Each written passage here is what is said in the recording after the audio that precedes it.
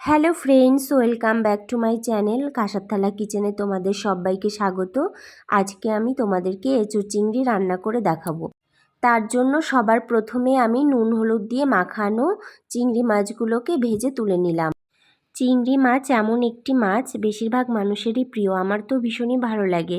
তারপরে কড়াইতে আরেকটু তেল দিয়ে জিরে, তেজপাতা, গোটা গরম মশলা ফোড়ন দিয়েছি। তারপরে কিছুটা পেঁয়াজ কুচি দিয়ে ভালো করে ভেজে নিয়ে আমি একটা মশলার পেস্ট করে রেখেছিলাম, পেঁয়াজ, রসুন, টমেটো আর কাঁচা লঙ্কা, সেটাই ঢেলে দিলাম। তারপরে নুন হলুদ দিয়ে ভালো করে কষিয়ে নিতে হবে ঢাকা দিয়ে। তারপরে মশলার মধ্যে আমি কিছুটা জিরে গুঁড়ো, ধনে গুঁড়ো, তারপরে সেদ্ধ করে রাখা আলু আর সেদ্ধ করে রাখা এঁচোড়টা দিয়ে দিলাম। এবার ভালো করে মশলার সাথে এঁচোড় আর আলুটাকে ভালো করে মিশিয়ে নিতে হবে। তারপরে ঢাকা দিয়ে দিয়ে বেশ কিছুক্ষণ কষিয়ে নিতে হবে। কষানো হয়ে গেছে, এবার কিছুটা গরম জল আমি দিয়ে দিচ্ছি। তোমরা যে যেরকম ঝোল খেতে পছন্দ করো ঠিক সেরকমটাই জল দেবে। তারপরে কয়েকটা চেরা কাঁচা লঙ্কা আর ভেজে রাখা চিংড়ি মাছগুলোকে সুন্দর করে ওপর দিয়ে সাজিয়ে দিতে হবে।